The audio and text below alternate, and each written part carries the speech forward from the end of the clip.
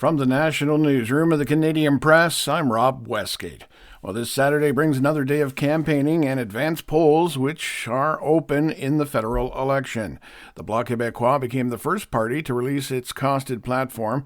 That happened yesterday, publishing a document that promised $133 billion in new federal spending over 5 years.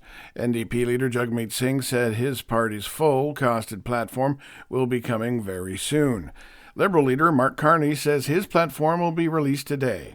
And at a campaign stop in Brantford, Ontario, Carney says it starts with stopping Canada's reliance on the United States. And we are going to build new partnerships around the world. America is stepping back. Canada is going to lead.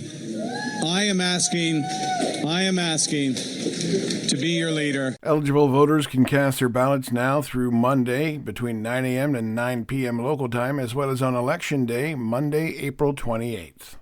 Officials say a grass fire that closed a northern section of the Yellowhead Highway in Alberta that had spread to the Ukrainian Cultural Heritage Village is now under control.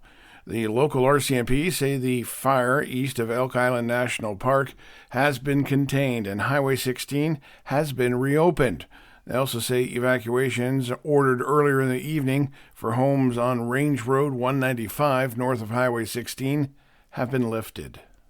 South of the border now, where several thousand students, staff, and faculty packed a plaza at Florida State University for a vigil yesterday, honoring the 2 people who were killed and 6 others wounded in a shooting rampage a day earlier. University President Richard McCullough says the turnout was larger than expected, with the Easter holiday weekend being observed. Resilience of our students has been amazing. We visited them. Some of them I would go in the room and come out happier after seeing. They're just incredible. Their strength and ability to, work their way through such a terrible tragedy is really unbelievable. Police believe the gunman, 20-year-old Phoenix Eichner, shot the victims using the former service handgun of his stepmother, a sheriff's deputy. Eichner was shot by police and taken into custody. A motive remains unknown. And finally, Iran and the U.S. prepared this morning for a second round of negotiations over Tehran's rapidly advancing nuclear program. The talks to be held in Italy over the Easter weekend again will hinge on American billionaire Steve Witkoff, the U.S. Mideast envoy of U.S. President Donald Trump, and his relationship with the Iranian foreign minister. Whether the 2 men can find common ground in the high-stakes negotiations could mean success or failure in the talks. This is the Canadian Press.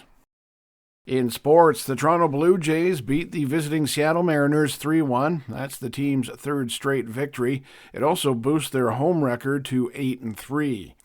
Over to the NBA now, where the Memphis Grizzlies defeated the visiting Dallas Mavericks 120-106 in play-in tournament action. The Grizzlies will now play the top-seeded Oklahoma City Thunder in the first round of the Western Conference playoffs. Meanwhile, Tyler Hero scored 30 points while sinking 2 3-pointers in OT as the visiting Miami Heat beat the Atlanta Hawks 123-114. Now that victory making history as the team becomes the first number 10 seed to make the playoffs under the current play-in format. And finally, Justin Thomas is leading at the RBC Heritage by 2 shots going into the weekend at Harbour Town. Mackenzie Hughes of Hamilton is the top Canadian. He is tied for 6th. 4 shots back of Thomas. From the Canadian Press, I'm Rob Westgate. Thanks for listening. Don't forget to follow and subscribe. For more of today's top stories, visit thecanadianpressnews.ca.